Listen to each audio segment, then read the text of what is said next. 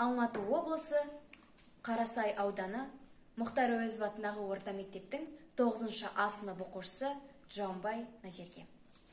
Мұқағали Мақатаев, арыз жазып кетейін. Бүгін менің туған күнім, ой бәлей.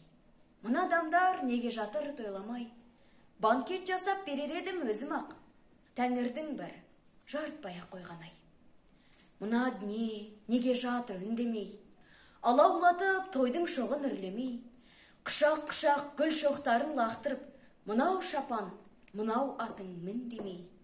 Мына жұртқа жақпады ма әлденен, бекер өмір сүргенмін бе әлдемен?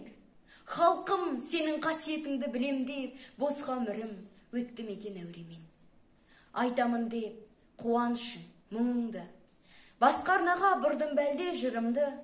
Мен бәрібір өзіңменен бір болам, өзегіне тепсеңдағы ұлыңды. Тойланбаса, тойланбасын, не етейін? Той көрмей-ақ, сый көрмей-ақ өтейін. Қаламымды берші маған бәйбіше, болашаққа арыз жазып кетейін.